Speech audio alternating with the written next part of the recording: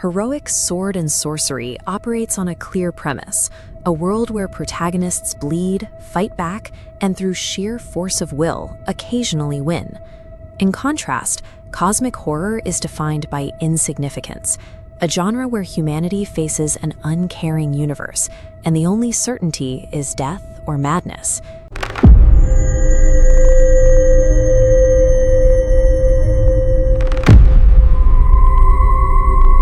These two genres feel completely opposed, yet they are tethered by a shared history that blurs the lines between barbarian fantasy and cosmic horror.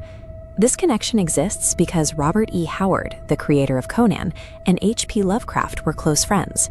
Through their letters and collaboration, they began a process of active cross-pollination.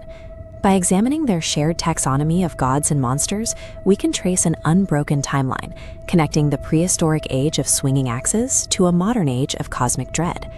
The biological bridge starts with the Serpent Men, reptilian infiltrators that Howard originally built to threaten his ancient Valusian kingdom. For Howard, these creatures served as physical, vulnerable antagonists, monsters his heroes could actively outmaneuver and slay. Lovecraft adopted these Serpent Men of Valusia directly into his own work, placing them into his history of ancient, pre-human cosmic rulers. As the lore evolved, the Serpent Men's theology shifted. They eventually moved away from their own great serpent to worship Lovecraft's toad deity, Tsathoggua. This makes the Serpent Men a perfect hybrid. They are tangible enough for a barbarian to fight, yet ancient enough to anchor Lovecraft's cosmic history. This synchronization extended beyond physical biology and into the names of the gods themselves. The textual proof is undeniable. In an early, unedited draft of The Phoenix on the Sword, Howard explicitly named Cthulhu and yog-sothoth as active forces in his world. While Howard eventually replaced those specific names with the vague title Nameless Old Ones, the theological DNA remained identical. Both authors also utilized the deity Dagon, pulling from the same real-world Mesopotamian mythology to populate their respective eras. This linguistic overlap continued with Howard's cannibal god Yog, a clear reflection of Lovecraft's cosmic yog-sothoth. Over time, the lore synthesized Howard's Stygian snake god Set with Lovecraft's Yig, unifying them as the father of serpents.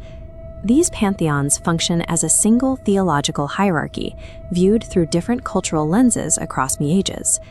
Later writers and tabletop games codified these connections, actively placing Lovecraft's horrors onto Howard's world map.